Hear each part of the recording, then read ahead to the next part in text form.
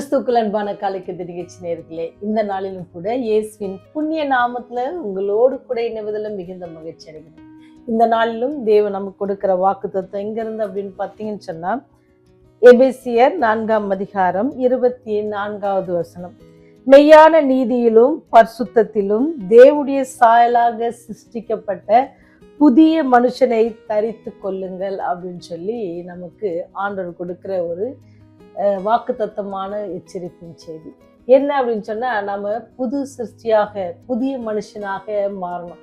அவருடைய பிள்ளை என்று சொல்கிற நீங்களும் நானும் புதிய மனுஷனாக மாறணும். நம்ம பொய்யான வேஷம் தரித்த வாழ்க்கை வாழாதபடிக்கு தேவன் நம்ம என்ன சொல்றாருன்னு சொன்னா, தேவனுடைய சாயலாக சிருஷ்டிக்கப்பட்ட நீங்களும் நானும் எப்படிப்பட்டவர்களாக இருக்கிறோம் அப்படின்றதுல நாம யோசித்து பார்க்கணும். எப்பெல்லாம் நம்ம எப்படி இருக்கிறோம்?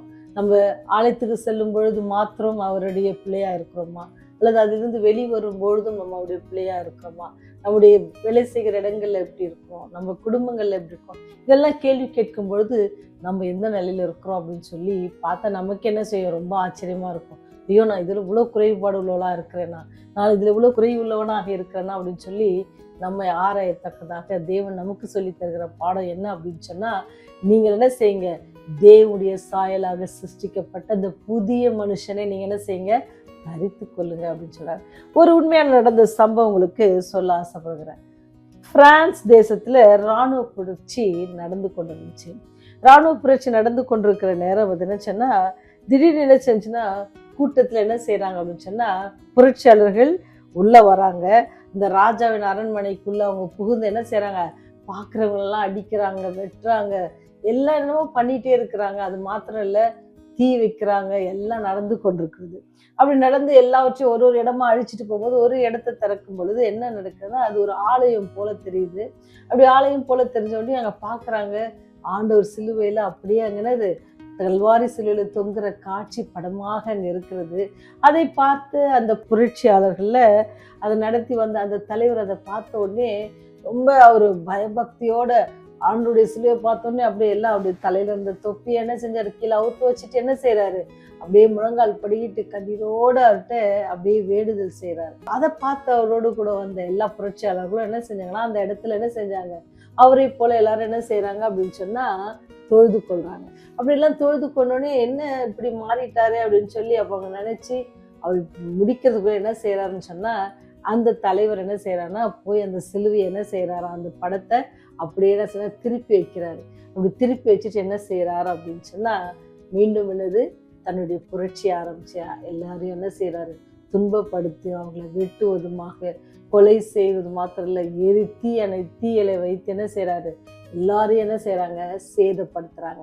ஏன்னு சொன்னா, சிலுவையை பார்க்கும்போது அல்லது ஆலயத்துக்கு போகும்போது மாத்திரம் என்ன செய்யறோம்? நம்ம ஆண்டவரே ஆண்டவரே அப்படின்ட்டு சொல்றோம். ஆனா அங்கிருந்து நம்ம வெளியே வந்த பிறகு அவருடைய சாயலாக சிருஷ்டிக்கப்பட்டிருக்கிற நீங்களும் நானும் எப்படி இருக்கிறோம் அப்படின்னு சொல்லி நாம யோசிக்கிறதுக்கான தருணமாக இந்த நாள் நமக்கு கொடுக்கப்பட்டிருக்கிறது.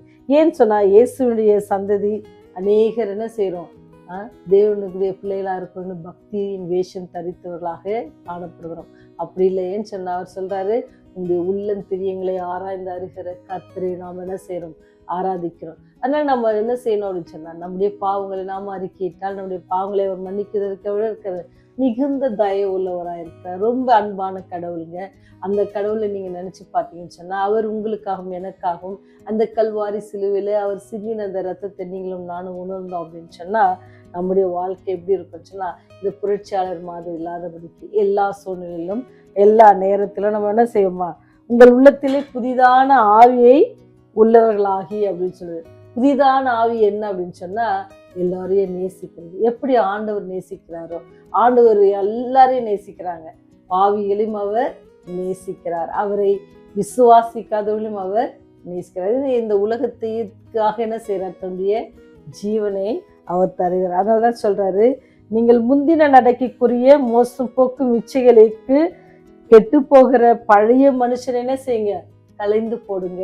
இப்ப நமக்கு வருகிற எச்சரிப்பின் செய்தி அதான், பழைய மனுஷனை நம்ம கலைந்து போடணும். ஏன்னு சொன்னா, சாத்தான் நம்முடைய கிட்ட இருந்து என்ன செய்வான்?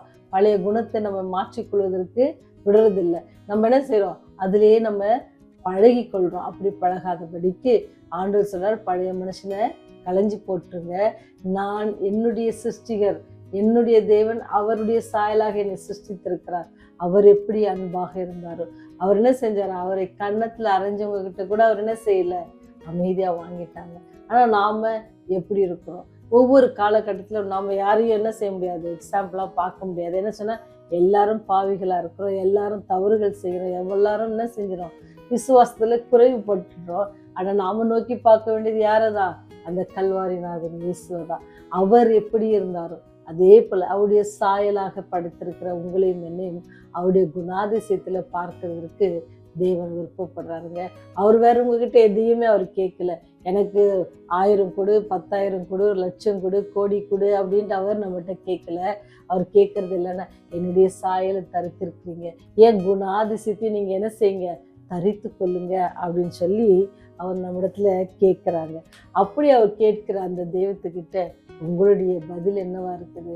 ஆண்டவர் என்ன செய்யுங்க, எனக்கு உம்முடைய சாயலாக இருக்கிறேன் என்று நீர் என்னை சிருஷ்டித்திருக்க என்பதை நான் உணர்த்தக்கதான ஞானத்தையும் உங்களுடைய குணத்தை என்னுடைய வாழ்க்கையில நான் என்ன செய்யணும், ஏற்று நடக்கத்தக்கதான பலத்தையும் ஆவியானுடைய ஒத்தாசி நீங்க எனக்கு தாங்க ஆண்டவரேன்னு சொல்லி நம்ம இன்னைக்கு என்ன செய்ய போறோம், அவற்றில் ஜெபிக்க போறோம். அப்படி ஜெபிக்கும் பொழுது என்ன செய்வார் ஆண்டவர்? நம்ம வீணாக போடுகிற பக்தி வேஷத்தை நீக்கி போட்டு, மோசம் போக்குகிற அந்த சாத்தானின் செய்கை நம்ம அகற்றி போட்டு, அவருக்கென்று உண்மையாக வாழ, அவருக்கென்று நாம் ஜீவிக்க தேவன் நமக்கு கிருபை பாராட்டுவார். அப்பேற்பட்ட கிருபை உள்ள தேவத்தை நம்ம ஒப்பு கொடுப்போமா? ஜெபம் செய்வோம். ஆண்டவரே, நாங்கள் வீண் பக்தி வேஷம் தரித்தவர்களாய் ஜீவிக்காதபடிக்கு உமக்கு பிரியமான பிள்ளைகளாய் ஜீவிக்க எங்களுக்கு கிருபை செய்யுங்க. உம்முடைய சாயலை தரித்து கொள்ளவும், பழைய மனுஷனை களைந்து படவும், புதிய ஆவி எங்களுக்குள்ளே நாங்கள் ஏற்றுக்கொள்ளவும், உம்முடைய அன்பிலே நிலைத்திருக்கவும், நீர் எங்களுக்கு சொல்லிக் கொடுத்த பாடங்களை நாங்கள் பின்பற்றவும், அந்த பாதையில் நாங்கள் நடக்கவும், தேவ ஒத்தாசியும் ஆவியானுடைய வழி நடத்துதலும் எங்களுக்கு தாங்க ஆண்டவரே. இந்த நாளில் செய்தி கேட்கிற ஒவ்வொரு குடும்பத்தையும் நீங்க ஆசீர்வதிங்க, அவருடைய தேவைகளை சந்தித்தருளுங்க. கண்ணோக்கி பாருங்க ஆண்டவரே. நீர் ஒரு விஷயங்களை பார்க்கும் பொழுது ஆண்டவரே, எங்களுக்கு எல்லா துக்கம் துயரம் எல்லாம் நீங்கி போகும், வியாதிகள் நீங்கி போகும். நாங்கள் விசுவாசிக்கிறோம் சாமி. அந்த விசுவாசத்தோட இன்னைக்கு யாரெல்லாம் நோக்கி கூப்பிடுறாங்களோ கர்த்தாவே, அவளுக்கு நீங்க மனம் இறங்கி காரியங்களை செய்து தர வேண்டுமாய், நிவர்த்தி செய்து தர வேண்டுமாய், எஜ்ஜு மனதில் மட்டுமா நீர் போக்கிலும் வரத்திலும் கைட்டு செய்கிற எல்லா காரியங்களும் எங்களோடு கூட இருப்பதற்காக நன்றியோடு துதிக்கிறோம் தகப்பனே. தொடர்ந்து நாங்களுடைய அன்பில் நிலைத்திருக்க கிருபை செய்யுங்க சாமி.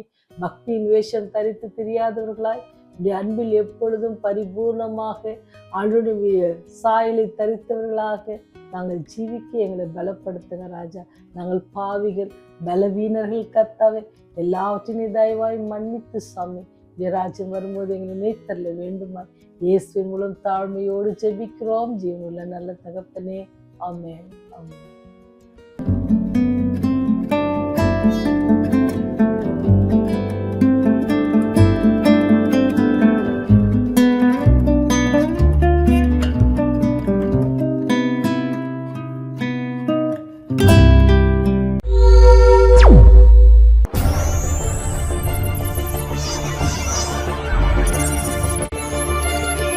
நீங்கள் பார்த்துக் கொண்டிருப்பது உங்கள் ரேவதி.